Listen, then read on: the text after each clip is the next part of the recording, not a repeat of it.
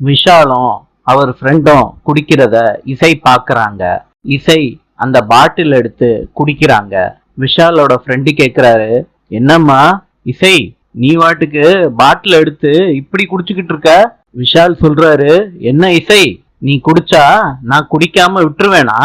இசை கிட்ட இருக்க பாட்டில விஷால் புடுங்குறாரு. இசை திருப்பி புடுங்குறாங்க. திருப்பியும் விஷால் இசை கிட்ட இருக்க பாட்டில வாங்குறாங்க. ரெண்டு பேத்துக்குள்ள பாட்டில் சண்டை வருது. விஷாலோட ஃப்ரெண்டு சொல்றாரு, மச்சான் சொல்றத கேளுடா, தங்கச்சி சொல்றத கேளுமா. விஷால இசை தள்ளி விட்டு உட்கார வைக்கிறாங்க. இசை அந்த பாட்டில்ல இருக்க சரக்க குடிக்கிறத விஷால் பாக்குறாரு. வாயடைச்சு போறாரு. இசை அந்த பாட்டில்ல இருக்க சரக்க குடிச்சு முடிச்சதுக்கு அப்புறம் போதையில பேசுறாங்க.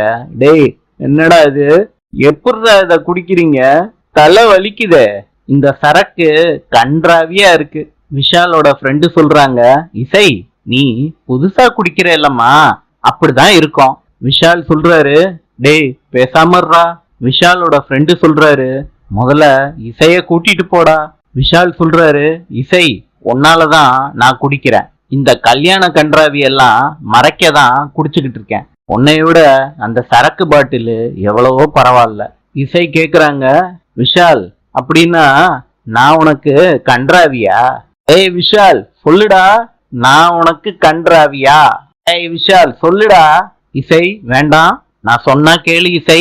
நாளை சந்திப்போம்.